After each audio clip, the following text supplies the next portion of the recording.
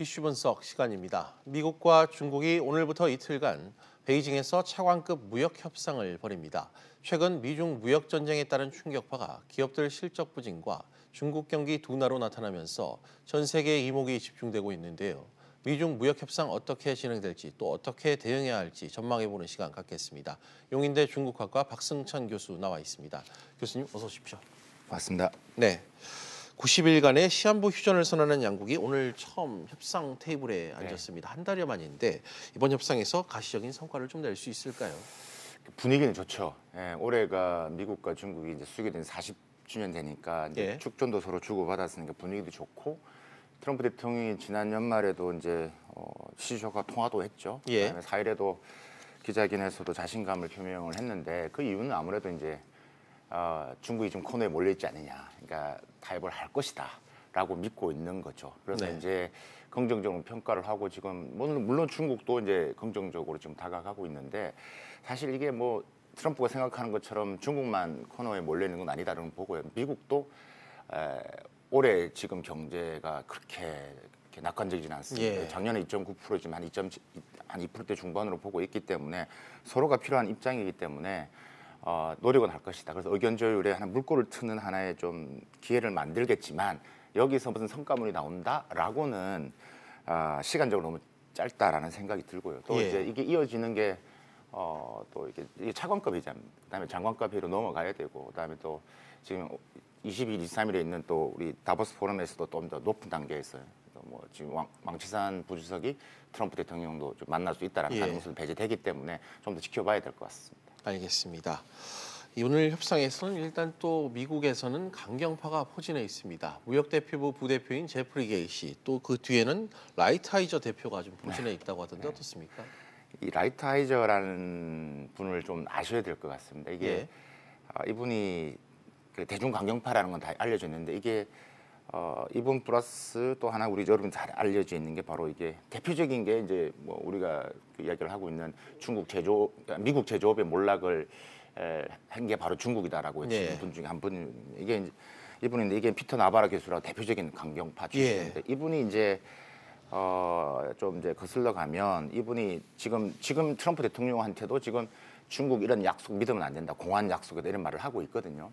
그러니까 이분이 이제 1983년도죠. 그러니까 그 전에 있었던 우리가 이제 그 전 대통령 우리가 말 레이건 행정부 때부터 지금 미국 대법위에서 근무를 하셨다는 거죠. 예전에 우리가 프라자 합의 일본을 무너뜨릴 때도 이분이 참여를 했던 분이거든요. 근데 좀 내용을 좀 보면 이분이 오하이오 출신인데 이 북동부인 항구도시 에스타블라 출신입니다. 이 항구도시가 어떤 도시냐면요. 철강으로 매우 성장한 도시인데 이게 중국의 성장으로 인해서 많이 쇠퇴했다는 거죠. 그러니까 원래 중국에 대해서 안 좋은 생각을 갖고 있는 사람입니다. 이분이 통상 변호사거든요. 어떤 일을 하냐면 주로 이제 중국이 WTO 가입하고 주로 이 철강, 반덤핑 문제라든지 이런 부분에서 이분이 적극적으로 나서서 했던 분입니다. 그러니까 원래부터 강경파 출신인데 이분이 지금 계속 하고 있는데 저는 개인적으로 지금 미국이 하고 있는 게 일종의 창홍백검이라고 하는데 이분이 미국 정부가 하는 협상술이죠. 그러니까 지금 이 로버트 하이저가 악역을 맡고 있는 겁니다. 그래서 이제 온건파와 강건파에는 자꾸 이제 역할을 하면서 중국한테 그러니까 압박을 가하는 형태다라고 보여집니다. 알겠습니다. 문제는 최근 미중 무역 전쟁 여파가 곳곳에서 지금 나타나고 있다는 겁니다. 애플이 중국 시장 부진으로 지난주였죠. 1분기 매출 전망치를 하향 조정하면서 글로벌 증시, 특히 금융시장의 충격파를 상당히 좀 던진 상태인데 중국 내 애플 실적 그 부진 정도가 좀 얼마나 가늠됩니까? 애플 전체 매출에서 중국이 차지하고 있는 볼륨이 한 20% 되거든요. 그러니까 그러니까 중국 플러스의 중화권을 해서 실적이 떨어진다는 게 결국 애플 전체 매출 하락. 이게 지금 바로 나타났고 이번에 주가 하락에도 7% 떨어지지 않았습니까? 그만큼 중요한 시장이 있죠. 근데 이게 이제 좀 데이터를 보면 지난 3분기죠. 중국 스마트폰 시장의 점유율을 보면 화웨이가 전체에서 25% 이상을 넘어가고 있습니다. 그러니까 지금 애플이 한 7.8%니까 3배가 넘죠. 그러니까 작년에 2017년도 그러니까 작년에 읽고 2017년도 같은 경우는 거의 한 2배 정도밖에 안 됐는데 3배까지 넘었다는 거죠. 그만큼 이제 애플이 지금 존재감이 이루어져 가고 있다라는 얘기입니다. 전체 글로벌 시장에서도 지금 화웨이가 지금 한 13.3%로 애플을 제쳤죠. 그러니까 지금 이런 상태인데 우리가 지금 이런 실적 부진을 두고 저는 크게 두 가지 정도 이유를 좀 분석할 수 있을 텐데 네. 첫 번째가 이제 뭐 강달러 부분도 있을 것이고 중국 자체적으로 이 거시경제 지표가 별로 안 좋다. 그러니까 예. 힘들다라는 것들이죠. 소비 심리가 위축되고 있다라는 이야기입니다. 스마트폰뿐만이 아니라 자동차뿐만 다 지금 안 좋고 있기 때문에 예. 좀 당연하게 지금 귀결되는 부분이다. 두 번째가 이제 많이 지금 이야기를 하고 있는 불매 운동 아니냐. 이 미중 간의 무역 전쟁으로 인해서 예. 중국인들이 안 사는 거 아니냐. 그러니까 불매까지는 아니더라도 역적인 심리가 좀 반대 심리가 있는 것들이죠. 야, 그럼 화웨이를 사줘야 되는 거 아니야? 네. 특히 화웨이, 그러니까 몽환조 부회장 체포 사건 일어나고 예. 나서는 그러니까 심리적으로 그런 게 일어나고 있죠. 그래서 지금 일부 기업 같은 경우는 중국 내에서 화웨이를 사면 기업에서 보조를 해준다든가 아예 뭐 무료로 사준다든가 네. 이런 현상까지 나타나고 있기 때문에 이게 복합적인 요인도 나타났다라고 보여집니다. 네, 알겠습니다. 미국 입장에서 협상에 임하는 배경을 좀 짚어봤다면 중국 입장에서도 경기가 좀 꺾이면서 급격히 둔화되는 조짐이 일고 있습니다. 실제로 방금 앞서 언급하신 것처럼 지표상 수치가 좀 나타나는 게 있습니까? 일단 뭐 우리가 중소기업의 지금 그 대상으로 한 차이신 PMI 지수 같은 예. 경우도 그렇고요. 국유기업을 대상으로 하는 뭐 이번 제조업 PMI 지수도 지금 지난 뭐 12월 수치가 지금 한 50% 이하로 내려갔기 때문에 50 네. 이하로 내려갔죠. 그러니까 안 좋다는 의미죠. 근데 단순히 이것만 보고 좀 우리가 너무 급격히 판단할 필요는 없는 것 같은데 전반적으로 중국 경제 자체가 지금 안 좋아진 건 사실이죠. 그러니까 중국이 지금 뭐 한 2011년부터 8%를 찍고 이제 거의 매년마다 0.5% 포인트 내려가고 있거든요. 예. 그러니까 올해도 그럴 거로 보여지고 있습니다. 이게 뭐 기업 부채라든가 금융시장 불안 문제, 그다음에 미중 간의 통상적인 불안 여러 가지 요소, 대내외적인 요소로 지금 떨어지고 있는데 저는 이것을 각 우리가 섹터별로 좀 설명을 드리면 우리가 수출, 투자, 소비를 봤을 때 예. 설명을 드리면 첫 번째 수출 부분인데 사실 수출을 이야기하면서 우리가 가장 우리가 얘기해야 될 게 국영기업이 아니라 민영기업이거든요. 예. 그러니까 중국 전체 수출에서 민영기업이 차지하고 있는 수출의 볼륨이 한 47% 됩니다. 네. 그러니까 지금 이 민영기업이 안 좋다는 이야기죠. 중국에 지금 민영기업이 한 민영기업이 한 2,700만 개, 예. 자영업자가 한 6,500만 개. 이만큼 큰 볼륨인데요. 이 민영기업이 세수, 고용, 그다음에 우리 수출 전반적으로 중국 경제 기여도가 60% 이상이 되는데 예. 이게 안 좋다는 시그널이 나타나고 있다는 거. 투자가 사실 두 번째 투자인데요. 투자가 이제 중국이 제일 잘하는 겁니다. 그게 무슨 말이냐면 중국 워낙 지방도 있다 보니까 경제 성장률을 이것을 고무줄처럼 활용할 수가 있었던 거죠. 예. 미리 먼저 투자를 해서 경제 성장을 지켜나가는데 예. 이게 과거처럼 하기가 힘들다는 것들이죠. 왜냐하면 이게 지방정 부채가 벌써 지금 40조 위안이 넘었어요. 또한 이게 국유기업 부실 채권 문제가 지금 계속 대두되고 있기 때문에 네. 과거처럼 이렇게 투자를 할 수 있는 거 될 것이냐 아니다라는 것들이죠. 세 번째가 소비인데요. 좀 전에 말씀드렸다시피 옛날 같지가 않죠. 지금 우리가 기업 부채 얘기는 많이 했는데 중국 가계 부채 이야기가 만만치 않습니다. 예. 하우스푸어 문제 이게 있기 때문에 우리가 전반적으로 중국 경제 성장 부분들이 분명히 이 세 가지 요인을 보더라도 좀 안 좋은 시그널이 분명히 나타나고 있다라고 보여줄 예. 수 있겠습니다. 생산과 소비, 투자 3대 경제 축을 그 중국 내부적 시각에서 좀 분석을 해주셨습니다. 그렇다면 미국도 이제 중국도 무역 전쟁에 따른 치명타를 입고 있는 상황인 건 분명한데 미국이 계속해서 강경한 입장을 나오는 배경 이유를 두고도 좀 해석이 분분한데 좀 어떻게 보세요? 저는 매우 이렇게 분명하다고 봅니다. 이게 글로벌 리더십 그다음에 세계 경제 패권에 감히 중국 네가 나를 도전해라는 게 분명히 있습니다. 네.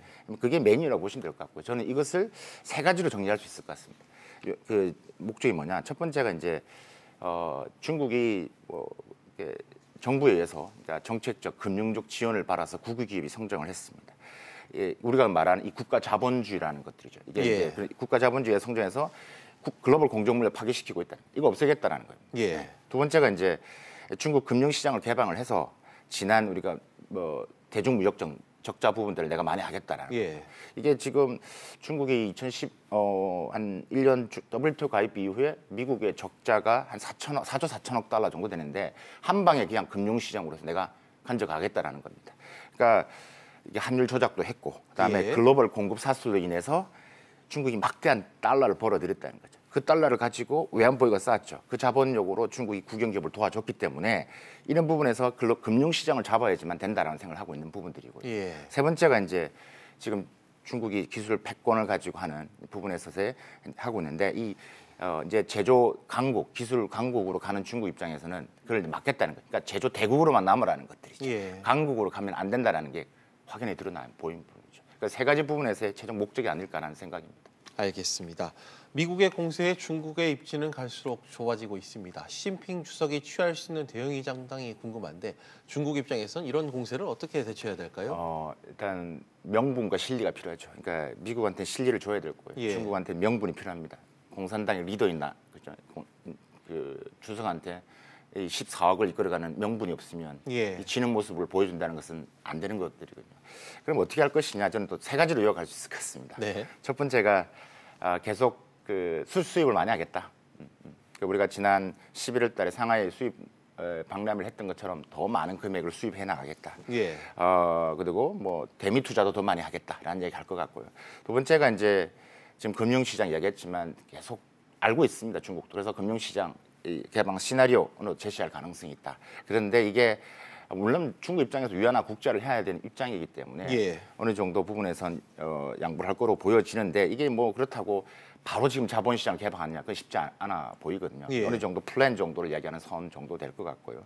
세 번째가 지금 계속 지금 미국이 관심을 가지고 있는 또 이 지재권 문제 또 이게 이번에 차관과 무역 협상에서 메인 주제 네. 내용입니다. 사실 다른 내용보다는 매년마다 지금 한 5,500억 달러가 지금 뺏기고 있다는 거예요. 탈취당하고 있다는 거거든요. 기술료가.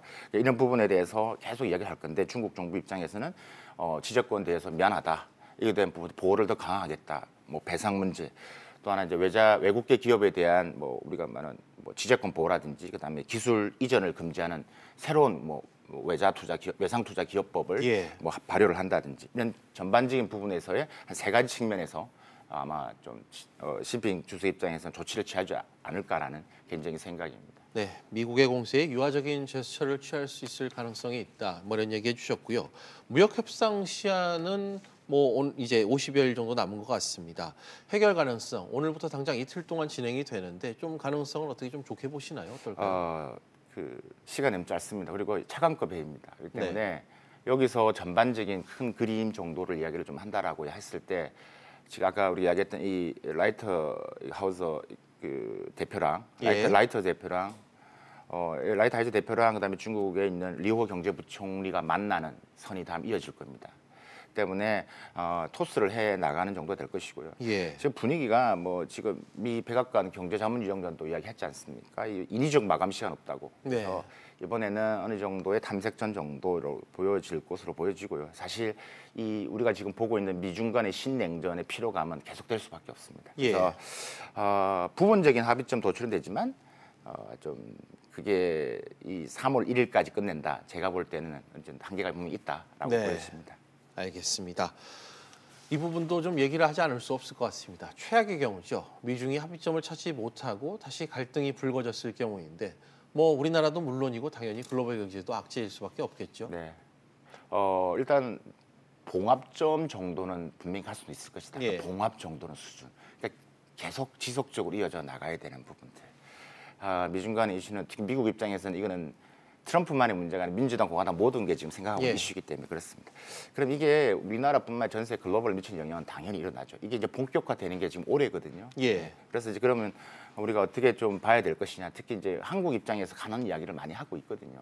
그러니까 저는 이거 뭐 한 세 가지 정도 요약할 수 있을 것 같은데 첫 번째가 우리의 통상 실력이 매우 중요합니다. 이게 지금 미국 트럼프 대통령이 이야기하는 게 지금 화웨이 5G 장비 쓰지 말라는 거잖아요. 더 나아가서는 중국산 기술 제품들 쓰지 말라는 거거든요. 동맹국들은 이야기를 하고 있습니다. 한국, 뭐 영국, 독일, 캐나다, 일본 다 이야기를 하고 있는데 여기 잘못 말려가면 제2의 사드 사태 일어날 수 있습니다. 알겠습니다. 이 때문에 그런 부분 잘 하셔야 될 것 같고 두 번째는 간단하게 뭐 글로벌 밸류체인 좀 봐야 될 것 같습니다. 우리나라 기업들 좀 더 각 제품별로 우리가 반도체 석유화뿐만 보면 안 된다라는 부분들 말씀드릴 수 있을 것 같고요. 세 번째가 좀 이제 중간재 부분에서 소비 서비스 시장으로 나가는 노력들을 가시화시키지 않으면 지금의 계속 이런 중간에 끼는 입장이 좀 한계가 부딪혀 있다라는 생각이 드는 겁니다. 알겠습니다.